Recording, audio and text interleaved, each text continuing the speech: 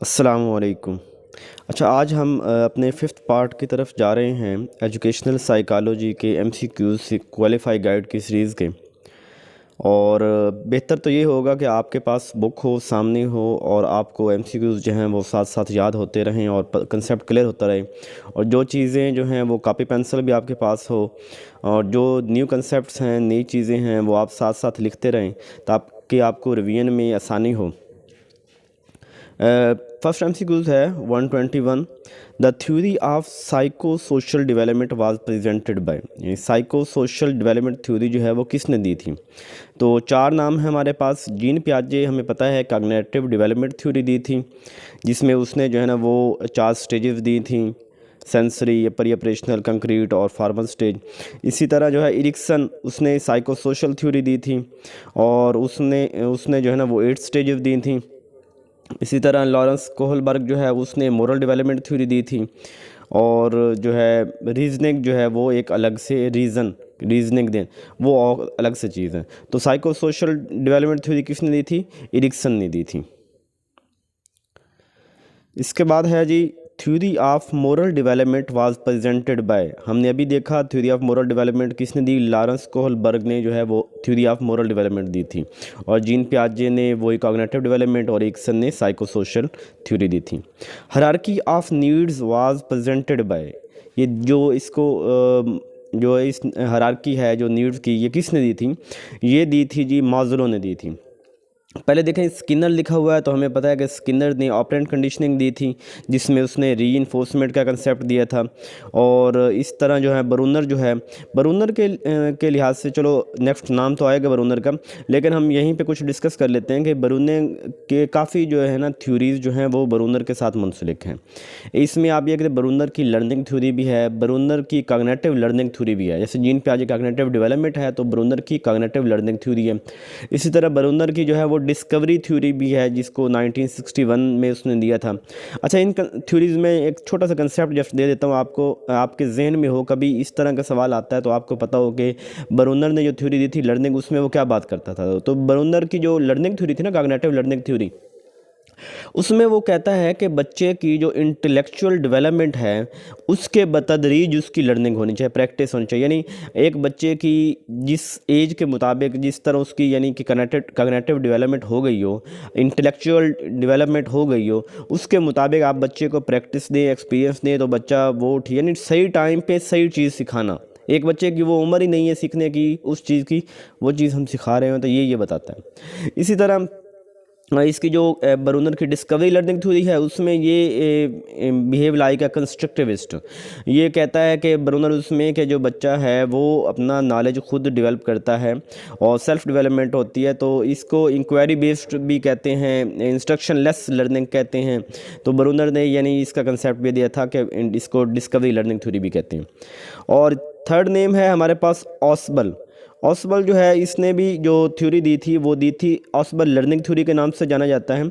और इस थ्योरी में उसने कैसे सब सम्शन थ्योरी भी कहते हैं। यानी ऑसबल ने जो थ्योरी दी थी उसको सब सम्शन थ्योरी या ऑसबल लर्निंग थ्योरी भी कहते हैं। उसमें कहता है कि वो शार्ट टाइम मोर कंटेंट, यानी ज़्यादा कंटेंट पढ़ाना, कवर करवाना शॉर्ट टाइम में। वो कैसे? वो कहता है कि बच्चे की reasoning, intellectual development, thinking skill इतनी उसके ऊपर काम किया जाए ताकि बच्चा जो है थोड़े टाइम में ज़्यादा लर्न कर सके। तो ये ऑसबल की जो थ्योरी है इसके गिर्द घूमती है। अच्छा खैर, मॉज़लो ने जो थ्योरी दी थी, उसने जो हायरार्की ऑफ नीड्स दी थी, उसने 5 स्टेजेस, 5 लेवल हैं। पहला है फिजियोलॉजिकल नीड, जिसमें हमारा ये रोटी, कपड़ा, मकान, यानी बेसिक जो प्राइमरी नीड्स हैं, जो ज़रूरी चीज़ें हैं, वो आ जाती हैं। सेकंड जो स्टेज उसने दी थी मॉज़लो ने, वो दी थी उसने सिक्योरिटी, मतलब कि जो है बाद में जब अगली नेक्स्ट सेकंड स्टेज पे आता है तो उसे सिक्योरिटी चाहिए। और थर्ड स्टेज में उसे लव बिलोंगिंग चाहिए। और फोर्थ स्टेज में सेल्फ एस्टीम। और फिफ्थ स्टेज में सेल्फ एक्चुअलाइजेशन। तो ये हायरार्की ऑफ नीड्स किसने दी थी? मॉज़लो ने दी थी। नेक्स्ट है concept of discovery learning theory, जो मैंने आपसे अभी कहा कि जो डिस्कवरी लर्निंग थ्योरी कंसेप्ट किसने दिया था? बरूनर ने दिया था। और बरूनर इसमें क्या कहता है कि बच्चा अपना नॉलेज खुद बिल्ड करता है, बच्चा कंस्ट्रक्टिविस्ट होता है, बच्चा इंक्वायरी बेस्ड लर्निंग करता है, बच्चा इंस्ट्रक्शन लेस होता है। आपने खुद भी देखा होगा छोटे बच्चों को आप सॉरी, जितनी इंस्ट्रक्शन देते रहें तो बच्चा जो है छोटा वो क्या करेगा, उससे नहीं सीखेगा, वो आपके बाद वो आप ज़िद करेगा, वो काम करने की कोशिश करेगा। लेकिन जब वो खुद लर्न करेगा कि ये आग है, ये जलाती है, उसे एक दफ़ा खुद थोड़ा सा फील हुआ कि ये जला रही है, तो उसके बाद बच्चा नेक्स्ट टाइम खुद उससे अवॉइड करेगा। तो बच्चा जो है वो कंस्ट्रक्टिविस्ट होता है। और इसके बाद इसमें जो बाकी जो स्किनर है, हमें ऑपरेंट कंडीशन ऑसबेल के बात हो गई डिस, और इस तरह माजुलो की बात भी हो गई। नेक्स्ट है अल्फ्रेड बिनेट, जो है उसने किस चीज़ के ऊपर काम किया था। अल्फ्रेड बिनेट जो था उसने इंटेलिजेंस टेस्ट के ऊपर काम, 1905 में अल्फ्रेड बिनेट ने इंटेलिजेंस टेस्ट जो है वो दिया था। इससे पहले है अचीवमेंट टेस्ट। बेसिकली पता होना चाहिए अचीवमेंट टेस्ट है क्या। अचीवमेंट टेस्ट एक ऐसा टेस्ट है जो मोस्ट कॉमनली यूज्ड होता है। टीचर जैसे क्लास में टेस्ट लेता है, आपने 5 चैप्टर बच्चे को पढ़ा दिए, तो आप कहते हैं कि कल इसका टेस्ट होगा, या आप क्लास में टेस्ट लेते हैं, पेपर लेते हैं, तो इसको इस अचीवमेंट टेस्ट बोलते हैं। इंटेलिजेंस टेस्ट जो उसको इंटेलिजेंट मेजर करने के लिए आपको इंटरनेट पे बेबहा जो है ना वो टेस्ट मिल जाएंगे। एप्टीट्यूड टेस्ट ये होता है कि जैसे यूनिवर्सिटीज होती हैं, जैसे हमारा ये एमकैट ई-कैट होता है कि बच्चे को किसी ख़ास प्रोग्राम में दाखिला देने के लिए हम देखते हैं कि बच्चे की प्रीवियस किस स्टेज पे है क्या, और वो नेक्स्ट जो हम पढ़ाएंगे उसे तो क्या उसके मुताबिक वो पूरा उतरेगा कि नहीं उतरेगा। तो ये यूनिवर्सिटी में एडमिशन टेस्ट होते हैं, या इस तरह के जो किसी ख़ास जॉब रिलेटेड टेस्ट होते हैं, तो उसे एप्टीट्यूड टेस्ट कहते हैं। नेक्स्ट क्वेश्चन है stimulus that strengthen the response of an organism में। वो स्टिमुलस जो रिस्पॉन्स जो है वो किसी भी जानदार के उसमें इजाफा करता है। तो हमने ऑपरेंट कंडीशनिंग में देखा था कि रीइंफोर्समेंट जो है वो हमारे जो है वो बिहेवियर को इंक्रीज़ करती है। बिहेवियर इंक्रीज़ करने के लिए, रिस्पॉन्स को स्ट्रॉन्ग करने के लिए, स्ट्रेंथन करने के लिए वो रीइंफोर्समेंट होती है, जिसमें हमने पॉजिटिव रीइंफोर्समेंट की बात की और नेगेटिव रीइंफोर्समेंट की बात भी की। दोनों में क्या था, बिहेवियर इंक्रीज़ हो रहा था। इसी तरह जो यहाँ पे लिखा हुआ है मोटिव्स, पहला मोटिव्स ये होता है कि एक गज़ या वजह, इसको हम नेक्स्ट मज़ीद एक्सप्लेन करेंगे। कंडीशनिंग हमने इसी बिहेवियरिज्म में देखा कि चीज़ों के साथ हम कंडीशन लगा देते हैं कि ये होगा तो ये हो जाएगा, तो कंडीशनिंग है। लेकिन जो रिस्पॉन्स को इंक्रीज़ करने वाली, तक़वियत देने वाली, वो रीइंफोर्समेंट है। हाँ, ये ज़रूर है कि ये ऑपरेंट कंडीशनिंग नाम थ्योरी का भी ऑपरेंट कंडीशनिंग है, जिसमें ये रिस्पॉन्स जो है वो इंक्रीज़ हो रहा है, लेकिन रीइंफोर्समेंट की जो है वो असल जवाब इसका होगा। और रिस्पॉन्स बेसिकली ये रिस्पॉन्स है किसी भी स्टिमुलस के अगेंस्ट। नेक्स्ट है according to Maslow the most important. तो हमने वो 5 उसके स्टेजेस की बात की थी, तो जो मोस्ट इंपॉर्टेंट है वो फिजियोलॉजिकल नीड्स हैं, जिसमें हमारे इसे कहते हैं रोटी कपड़ा मकान, यानी हंगर शेल्टर ड्रेस वगैरह जो है ये मोस्ट इंपॉर्टेंट है। सेकंड स्टेज हमने की थी सेफ्टी सिक्योरिटी जो है वो इंपॉर्टेंट है। थर्ड नंबर पे हमारे पास जो है वो बिलोंगिंग्स, लव, नीड्स ये वाला है, और फोर्थ पे सेल्फ एस्टीम है।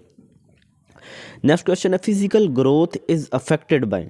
फिजिकल ग्रोथ जो है वो किस चीज़ से, देखिए फिजिकल ग्रोथ दोनों चीज़ों से अफेक्ट होती है, बायोलॉजिकल भी और इन्वायरमेंटल भी।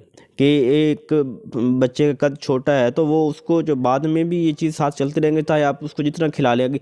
मतलब कुछ चीज़ें हेरिडिटी होती हैं और कुछ चीज़ें जो एनवायरमेंटल होते हैं। तो ये both A and B, biological factor भी होते हैं और इन्वायरमेंटल फैक्टर, दोनों फैक्टर जो है वो ग्रोथ में अपना किरदार अदा कर रहे होते हैं। नेक्स्ट है लर्निंग क्या होता है, लर्निंग मीन क्या है। देखिए लर्निंग का मतलब होता है चेंज इन बिहेवियर, यानी एक कोई ख़ास चीज़ आप सीख के उसके बाद आप में जो तब्दीली आती है उसे लर्निंग कहते हैं। अगर लर्निंग की एक ज़बरदस्त डेफिनेशन देखी जाए तो हम कह सकते हैं कि learning is the change in behaviour और that change should be positive and permanent. वो जो परमानेंट हो उसको हम लर्निंग कहेंगे, जो परमानेंट ना हो वो लर्निंग नहीं होगी। नेक्स्ट क्वेश्चन है first book on psychology was written by. जो फर्स्ट बुक साइकोलॉजी पे थी वो अरिस्टोटल ने लिखी थी। अब अरिस्टोटल ने बहुत सी किताबें लिखी हैं, अरिस्टोटल की बुक, उस स्पेसिफिक बुक का नाम जो है वो कहीं नहीं देखा।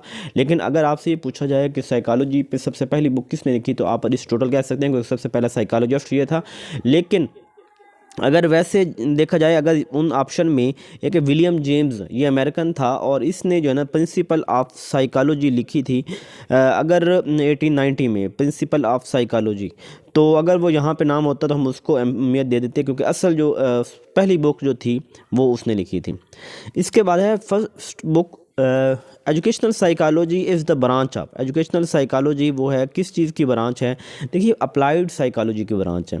अब क्योंकि हम एजुकेशनल में क्या होते हैं कि हम जो साइकोलॉजी की थ्योरीज़ हैं, साइकोलॉजी के जो कंसेप्ट हैं, वो अपने चिल्ड्रन पे, बच्चों पे, ह्यूमन पे जो अप्लाई कर रहे होते हैं, तो इसलिए इसे अप्लाइड साइकोलॉजी कहते हैं।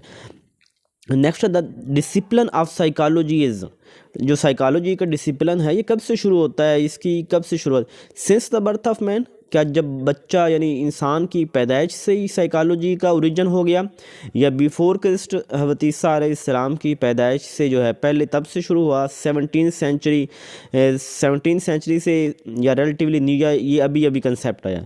तो देखिए जो इंसान है, जब से इंसान पैदा हुआ है तो इंसान के साथ ही जो साइकोलॉजी अटैच है, कि इंसान की एक फितरत है, और ये मतलब ये कि इंसान की बर्थ के साथ ही साइकोलॉजी का जो ओरिजिन हो गया, साइकोलॉजिकल डिसिप्लिन जो है ना वो अराइज हुआ।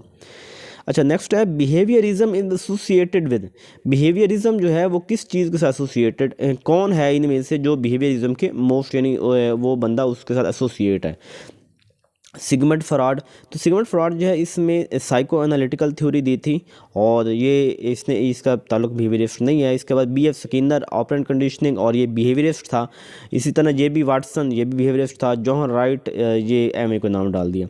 तो देखिए जो अब मैंने यहाँ पे दो बंदे कहे हैं, B.F. स्किनर और J.B. वाटसन, दोनों बिहेवियरिस्ट थे, लेकिन चूँकि हमने यहाँ पे पायनियर बताना है, हमने पहला बताना है, तो J.B. वाटसन जो है वो बिहेवियरिज्म के ज़्यादा एसोसिएट है। तो यहाँ पे करेक्ट ऑप्शन जो होगा वो J.B. वाटसन होगा।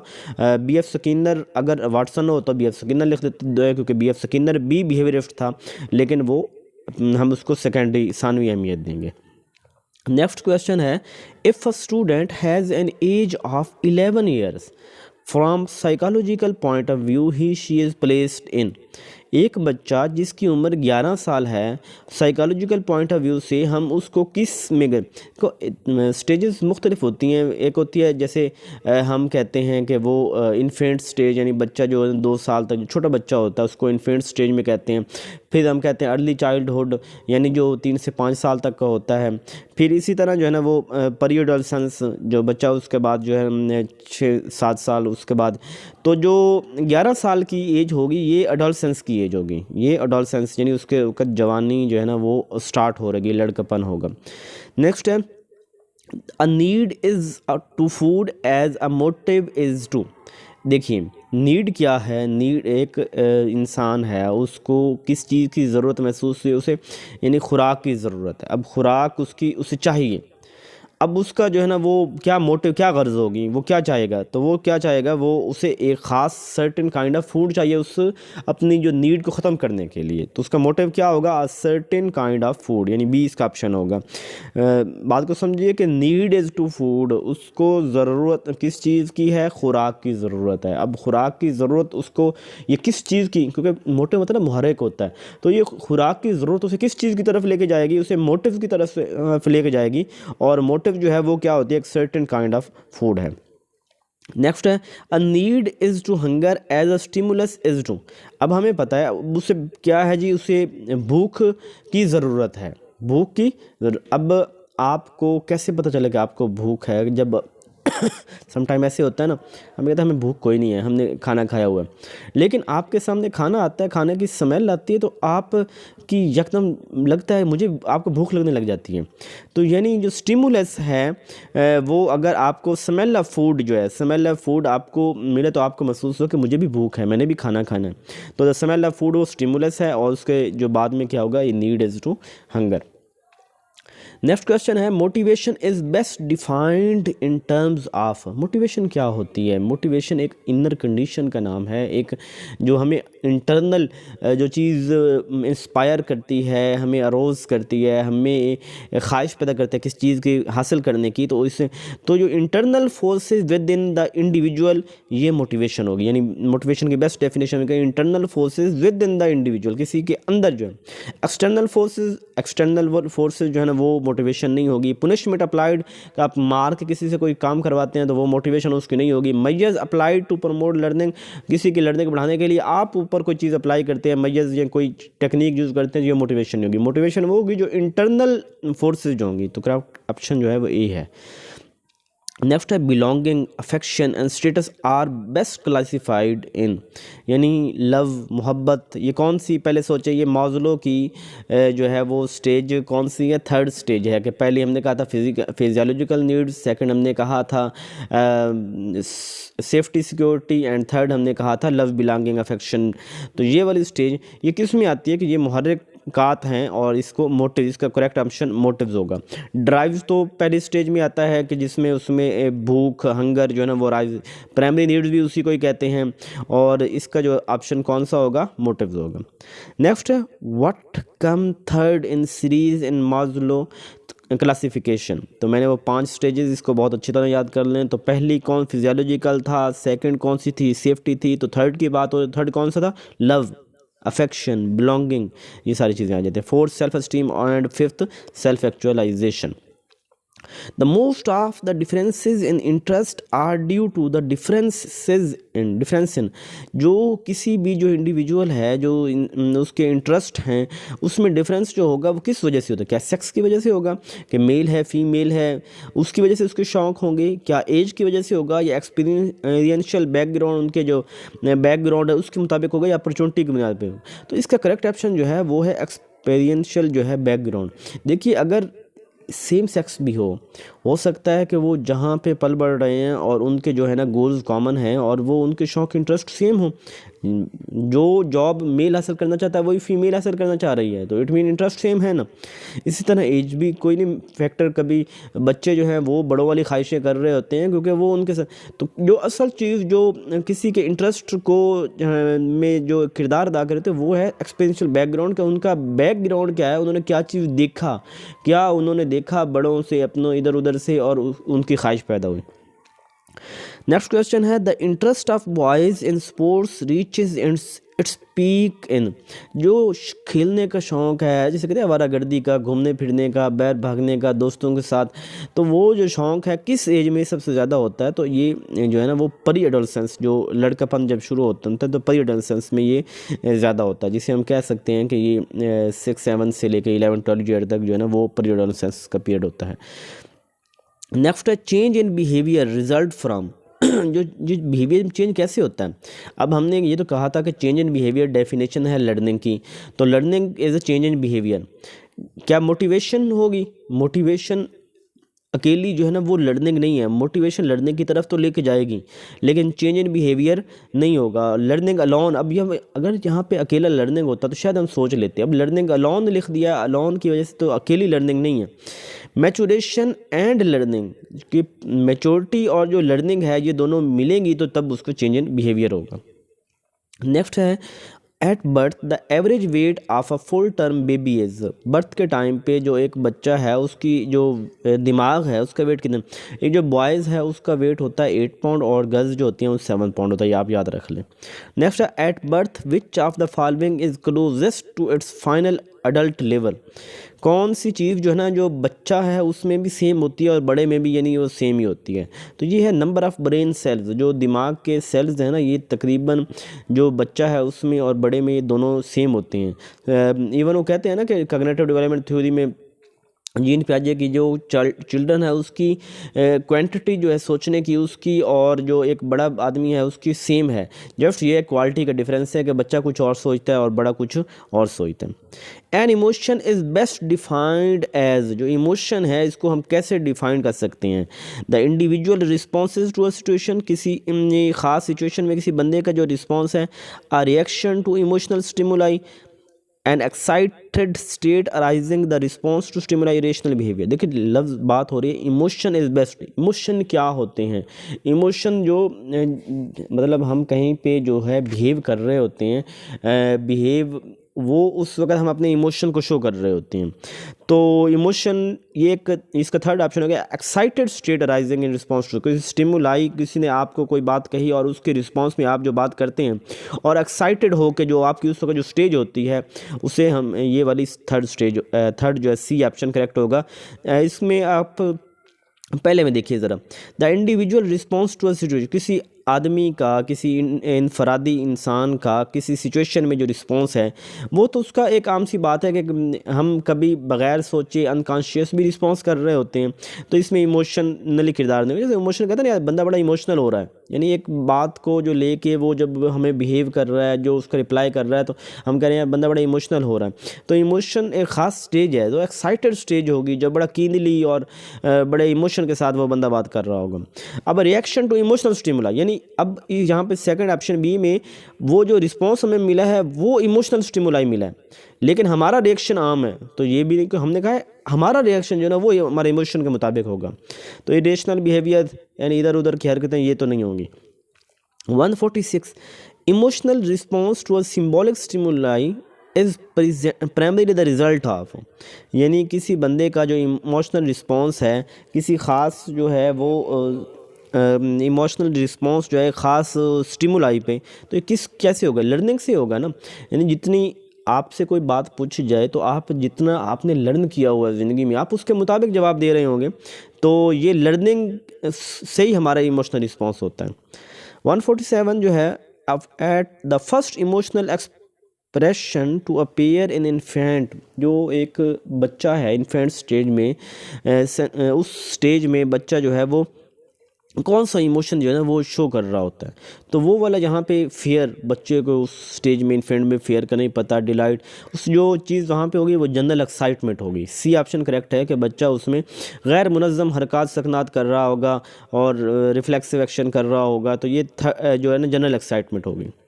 148 the greatest degree of insecurity is due to, जो इनसिक्योरिटी की जो ये फियर है, फियर जो देखिए कि जो हमारी जो मतलब कि ना हम इसे कह सकते हैं कि जो इनसिक्योरिटी फील करते हैं हम ज़िंदगी में, जो खौफ, ये सारा, तो ये सारा फियर होता है। फियर की वजह से हम लोग जो है ना वो इनसिक्योरिटी में होते हैं। The best known study on social development is that IF, जो सोशल डेवलपमेंट पे बेस्ट नोन स्टडी इनमें से किसकी है। देखिए यहाँ पे हमारे पास 4 ऑप्शन है। पहला जो ब्रिजेस, सेकंड गैज़ल, थर्ड पार्टन और फोर्थ शिडले। जो इसका करेक्ट ऑप्शन है वो पार्टन है कि सोशल डेवलपमेंट के ऊपर जो सबसे अच्छा काम किया है, जो बेस्ट नोन स्टडी है वो पार्टन की है। बाकी 3 ऑप्शन का भी आपको पता होना चाहिए कि ये जो पहला है ब्रिजेस, इसने जेनेटिक के ऊपर काम किया था। यानी अगर यही सवाल आपसे ये पूछा जाए the best known study on genetic is that of, तो आप लिखेंगे ब्रिजेस। इसी तरह the best known study on infant behaviour, बच्चे के बिहेवियर के ऊपर सबसे अच्छी जो स्टडी किस किया है, तो आप कहेंगे गैज़ल। इसी तरह the best known study on social development pattern, the best known study on आपसे अगर ये कहा चाइल्ड एंड एडोलसेंस, जो बच्चा है और जवान है उसके ऊपर जो सबसे अच्छी स्टडी है वो किसकी है, शिडले की है। तो ये चारों आप अपनी बुक पे या कहीं पे लिख लें कि ब्रिजेस जो है उसने किसके ऊपर, जेनेटिक के ऊपर काम किया, गैज़ल ने इन्फेंट के ऊपर काम किया, पार्टन ने सोशल डेवलपमेंट के ऊपर काम किया और शिडले जो है उसने चाइल्ड एंड डेवलपमेंट के ऊपर, चाइल्ड एंड एडोलसेंस के ऊपर काम किया। आज का last MCQ, the most fundamental agency in the life of boys and girls, जो बेसिक, जो असल, जो बुनियादी, जो किसी भी लड़की या लड़का उनकी ज़िंदगी में जो लर्निंग के लिए वो कौन सा है, द होम है, जो घर है, ये ही जो है ना वो सबसे ज़्यादा लर्निंग में किरदार अदा करता है। होप सो आपको समझ आ गई होगी। कोई भी MCQs आपको डाउट हो तो आप बताइए, उसको मज़ीद एक्सप्लेन कर दिया जाएगा और नेक्स्ट इंशाअल्लाह जो है इसका पार्ट जो है इसी तरह कंटिन्यूसली चलता रहेगा। जज़ाकल्लाहु खैरा।